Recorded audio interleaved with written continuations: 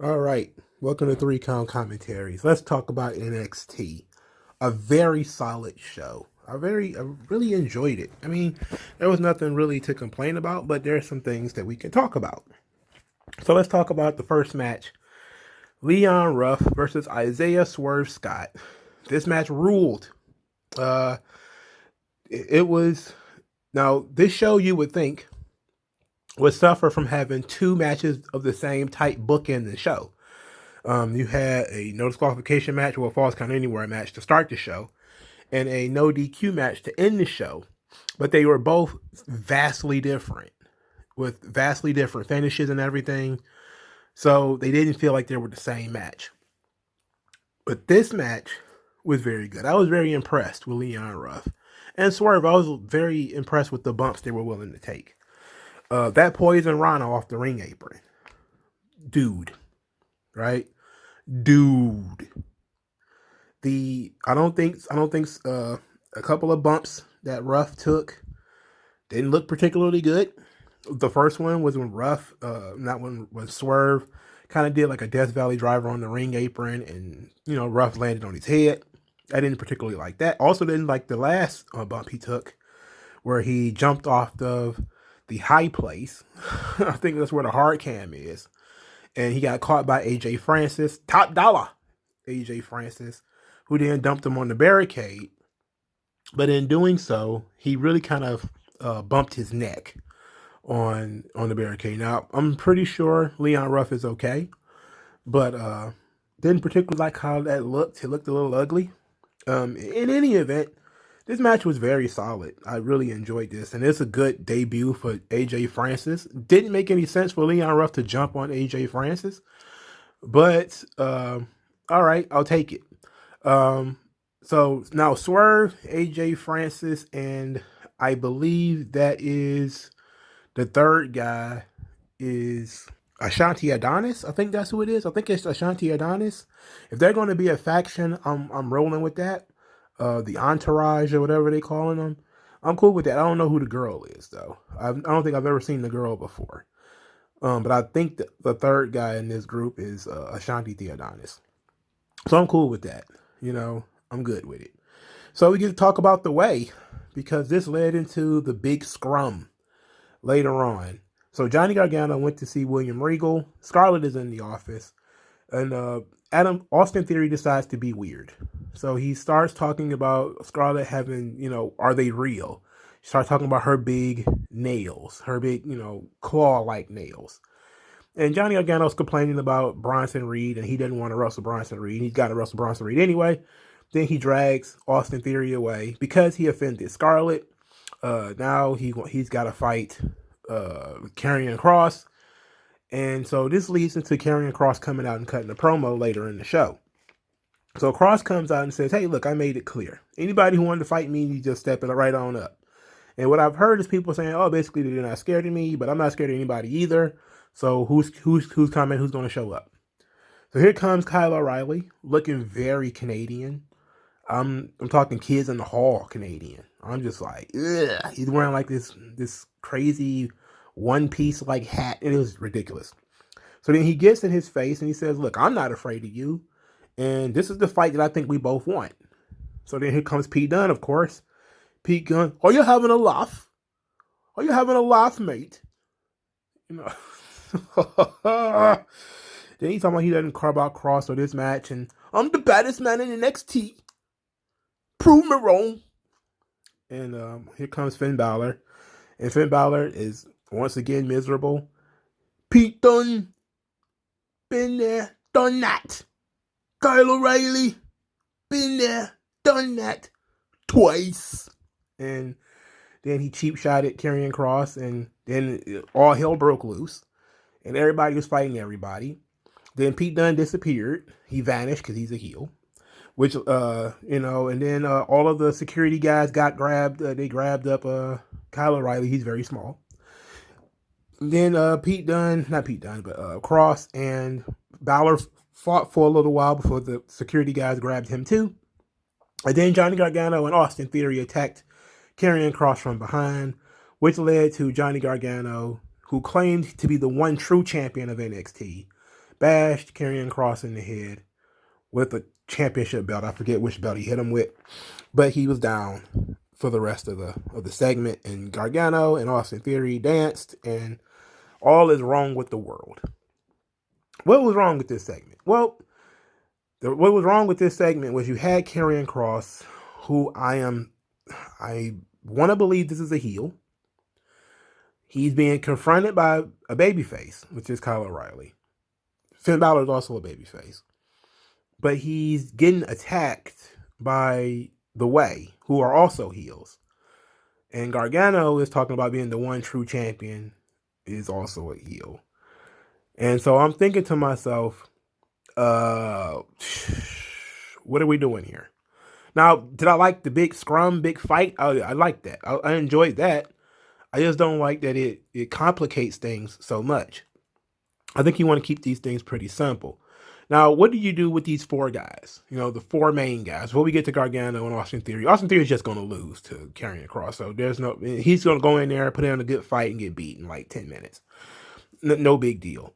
So the four guys, what do you do? Do you do a triple threat match and then you say, oh, the winner goes on to blankety blank Karrion Kross? Oh, that sounded weird. Then they go on and wrestle Karrion Kross? Or do you just give the shot to Kyle O'Reilly, or do you just give the shot to Pete Dunne? I don't think any of those are the right question. I think you do a tournament, and I think you just add some more people to it, and you just do a straight up tournament.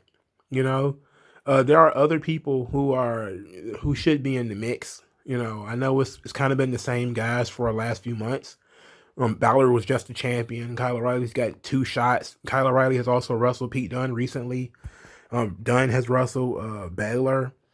So a lot of these guys are pretty much in the same boat. Johnny Gargano is actually a fresh guy in the NXT championship picture, but he's been there for so long, and plus he's already got a title. So I don't really like the idea of, oh, let's do championship versus championship, the title for title match. I'm not a fan of that. Plus we just did that with Keith Lee. Keith Lee's already done it, right? So I don't know what to do. They don't really have anybody. They got some people, you know, Kyle O'Reilly being pretty much the one person who is on that level and ready right now. But I'm not sure what more we can do with Kross. I think they need to make sure whether he's a monster heel. Like I get it that sometimes if you're a monster heel, you can fight baby faces and heels, you know. But I don't like the idea that everybody, because Lashley, they did the same thing to him, right? He was super popular as a guy who, you know, you didn't have any reason to boo him. And then he gets put in limbo because he's feuding with other heels and he's feuding with baby faces. And it's like, people don't know, like, am I supposed to like this guy, not like this guy? There's no reason to not like him. But, you know, if he's going to be beating up on people that I like, I don't like that either.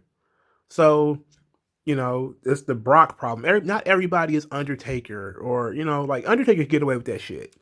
You know, feuding with baby faces and heels. He can get away with that. He was a constant, a moral constant, you know. Most other people don't have that kind of tenure.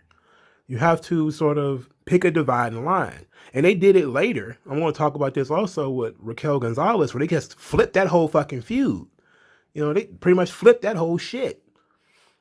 So I think we need to have a serious conversation about this kind of thing. But otherwise, this was a great segment, and it was fun, and you know, it was short. It didn't last forever, so it was cool. I didn't mind it. And plus, I really like Kross, and I know a lot of people don't like Kross, but I think a lot of people who don't like him is more political than anything. All right, so the second match, and Asher Hale, who was Anthony Henry in Evolve, versus Cameron Grimes. Cameron Grimes wins the match. Hale actually got some time, which was weird, but he did get some time. Later on, Cameron Grimes runs into Everrise, and he's talking about going to the club, and Everrise wants to go to the club with him. He's like, nope, not doing that, and he went to the club. So he went to the club, and he won't get let in. And he says that he bought the room, he bought the VIP room, because he's got big money Grimes. And the bouncer is like, nope, the whole building's been bought out for the evening. And then up pulls Ted DiBiase, who tells him, don't just buy one room when you can buy the whole building. and everybody's got a price for the $1 Million Man. I've all right. But what made this especially funny was when they panned away and Grimes is is yelling, Ted DiBiase, and his arms are flailing in the distance. That was legit. Like that was kind of legit. I did like that. I have a hard time with like 75-year-old. He's probably not that old. He's probably like 60 something. Ted DiBiase going to the club, but I'm good with I'm good with this. I enjoy Ted DiBiase outspending Cameron Grimes, and I want to see where it's going. All right, so that was pretty cool. All right, so we got a promo from Caden Carter and Casey Catanzaro, who apparently are not dead. They're back. Said they didn't care about Xia Li anymore, and then they want the tag team titles. Then here comes Frankie Monet. And Frankie Monet said that they were adorable and that she believes in them, but think it'll take them a little bit longer than they think to become the tag team champions. I don't know why she's involved with them. Very strange. But then her dog took a dump in Shotzi Blackheart's tank. And so they didn't get the tank entrance. Of course, they didn't use the tank because they just didn't want the tank to be in the way as they did their Bob the Builder ass match that they had in the main event. I don't know. I think Frankie Monet, she's still doing okay. I need them to put some direction on her real quick though. Like I'm all right when she was like getting in the face of like major players. Like that's good stuff. Like when she's like up and down, like she's getting in the face of like undercarders too. Not so much. But I like that, maybe one of these two would be her first opponent. That'd be cool. All right, third match. Grizzly Young Veterans versus Tommaso Ciampa and Timothy Thatcher. Of course, Gibson and Drake were pretty upset about this whole take your shoes off thing, even though people still aren't doing it. But they cut a little promo about that. Thatcher had a choke on Gibson, which Drake kicked him in the face, and he no-sold it. I was like, oh boy, this is going to be that kind of party. It's going to be that kind of party. This match was very stiff. It's pretty, all these guys are really tough. The finish comes with Thatcher hitting Gibson with Wade Barrett's shoe and then tapping him out with an arm bar. I have no idea what they're doing with the Grizzly Young Veterans. I have no idea what they're doing with them. But Ciampa and Thatcher win. Okay, somebody's got to win, somebody's got to lose. But what is going on with Grizzly Young Veterans? I don't know. Help me make sense to me. So the fourth match was Saray versus Zeta Ramirez. And this match was nuts because there was a drop kick early in the match where I think, Zeta was rethinking this NXT experience because she kicked her in the face so hard. And Saray just throws people around. Zeta Ramirez is not very big, so it wasn't as strange as it was when she was wrestling Zoe Stark. But I really enjoyed this match. Zeta Ramirez got some stuff in. She didn't win, but it was a good showing. It was a good showing for both of them. I enjoyed it. After the match, Saray, shook her hand backstage, and while they were talking and everything, Toni Storm got in Zoe Stark's face. Nothing came of it, but she had some words for her later by saying that Zoe Stark was a flavor of the month who doesn't deserve to breathe the same oxygen as our cherry lip paw goddess. And she's a former and future champion, while Zoe Stark is a future nobody, and says that she brought her into the business and she's going to take her out. And this was a strong promo from Toni Storm. I still don't understand why she's still in NXT. I really don't know why she's still there. But I'm willing to let it ride, at least for a little while longer. I'm guessing they're waiting for a spot for her, maybe till after WrestleMania Backlash, but she needs to get off this brand. Zeta Ramirez is very good, and so is Saray. They're very good. Walter chewed out Imperium in German via Zoom, and the boys were kind of like, at least I'm assuming it was German. They speak German in Austria, right? Or is Austria, do they have their own language? Somebody who's in Europe, let me know. Anyway, the boys were kited, and they, whatever it is, they vowed to get it together. So then LA Knight wrestled Jake Atlas. Now, Jake Atlas is another guy that I'm kind of concerned about. Like, he came in as a highly touted recruit, but he hasn't done anything. It's been almost a year.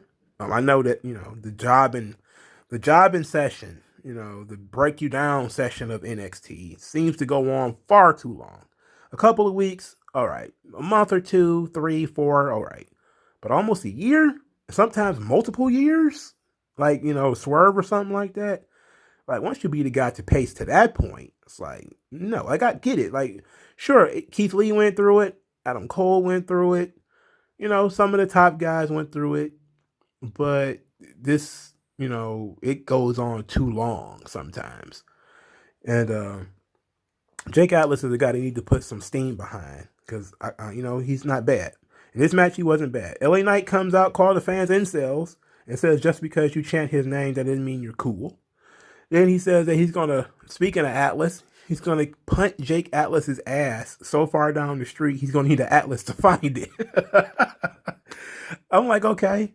See, I like LA Knight. He's still as smooth as ever on the mic. He needs a storyline. He's not doing anything. Getting random wins is never good. Getting random wins and losing random matches. They're two sides of the same coin. If neither one is going anywhere, put some steam behind both of these guys. And this is why Johnny Gargano being the champion really should be unseated as the champion. Let's put it like that. Because there are so many other guys who could be, and LA Knight is one of them.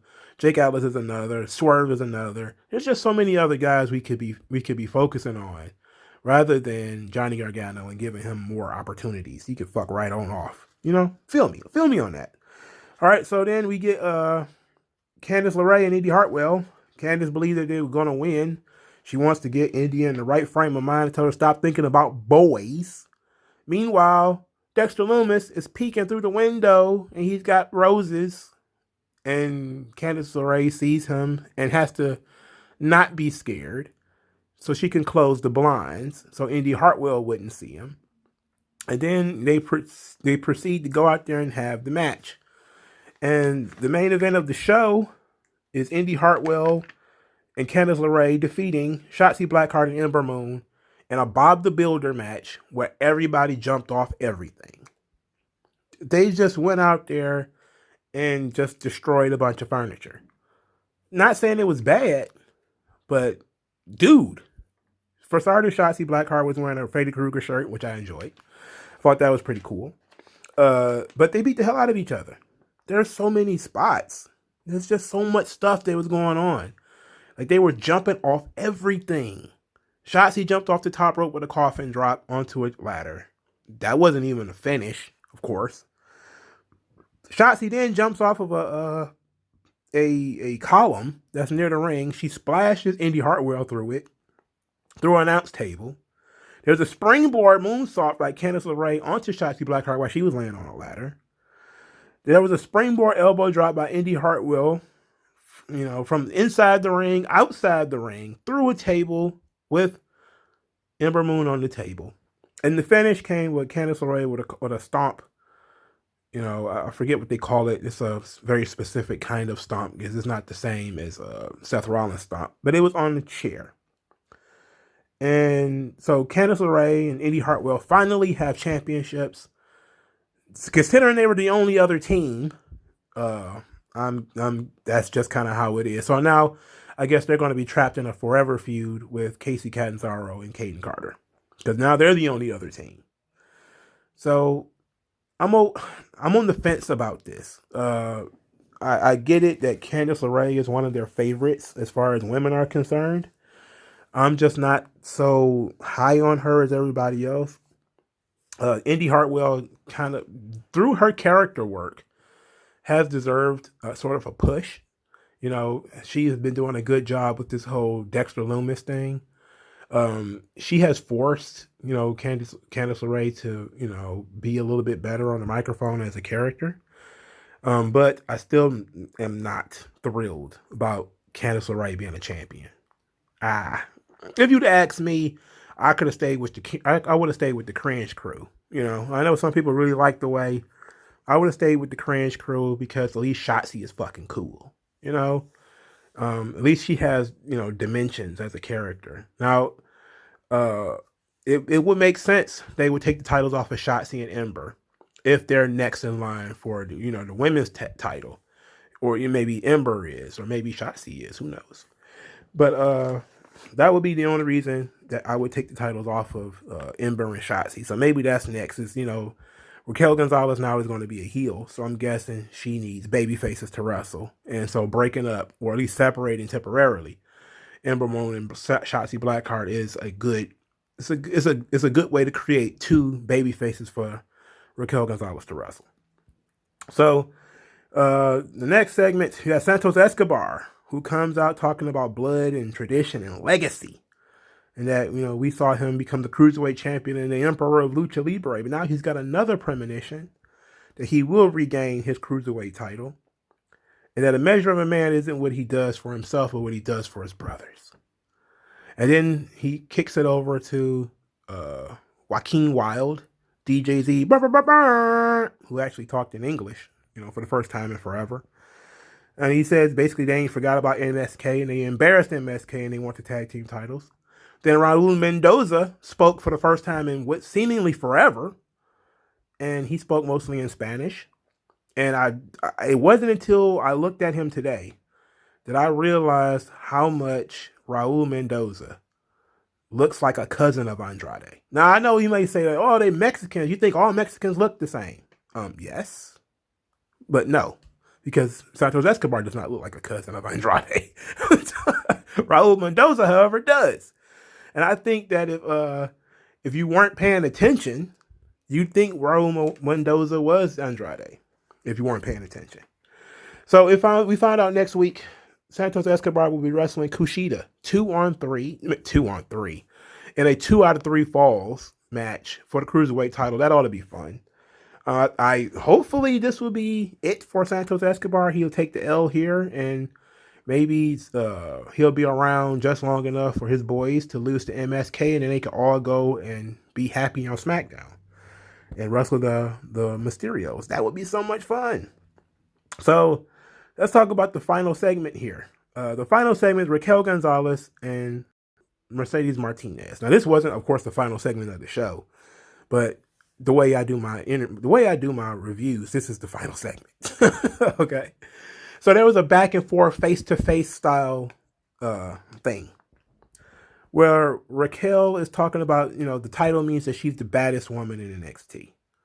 And Mercedes Martinez, you know, she doesn't have Mercedes' experience. She kept saying her experience, calling her old, right? And then Mercedes like, yeah, you don't have my experience. Everybody keeps talking about my experience, but I'm still hungry. And I'm not intimidated by you, Raquel. Look at my eyes. You don't see any fear. And then Raquel's like, no, I see somebody's going to get their ass kicked.